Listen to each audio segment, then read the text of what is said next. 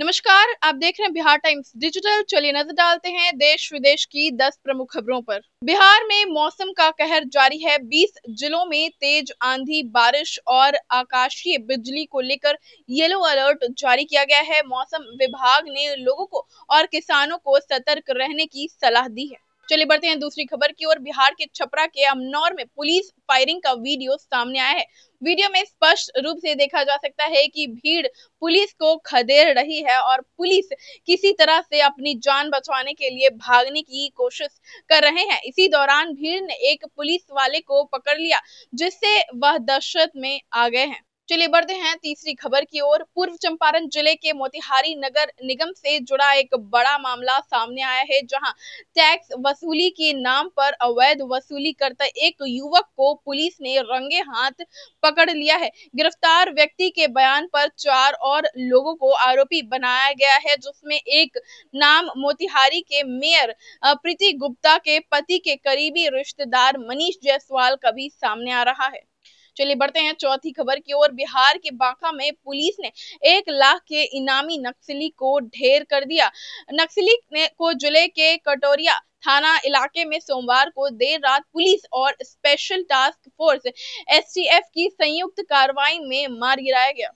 चलिए बढ़ते हैं पांचवी खबर की ओर। मंत्री रत्नेश सदा ने कहा कि वर्ष 2005 से पहले बिहार शब्द एक ताना बन चुका था, लेकिन आज स्थिति पूरी तरह से बदल चुकी है। सरकार की विकास योजनाओं, कानून व्यवस्था को मजबूती और खासकर शराबबंदी ने बिहार को एक नई पहचान दे दी है। चलिए बढ़ते हैं छठी खबर की ओर। बिहार में बनने वाले पहले एक्सप्रेसवे वाराणसी से कोलकाता के निर्माण में एक बड़ा संकट सामने आया है।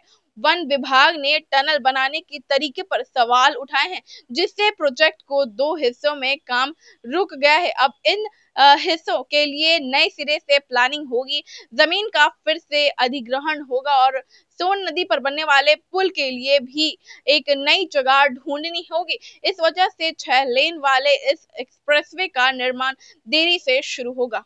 चले बढ़ते हैं 7वीं खबर की ओर। सांसद पप्पू यादव ने वक्फ बिल के पास होने के बाद केंद्र सरकार पर निशाना साधते हुए कहा कि बहुमत के आधार पर बिल पास हुआ है और संविधान से कोई मतलब नहीं है। महंगाई बढ़ने और घरेलू सिलेंडर के दाम बढ़ने पर पप्पू यादव ने कहा कि लगातार महंगाई बढ़ रही है, इस पर उनका ध्यान नहीं है। सोने के दाम बढ़ रहे हैं, चांदी के दाम इतने बढ़ गए हैं कि गरीब घर की महिलाएं अब पायल भी नहीं पहन सकती हैं।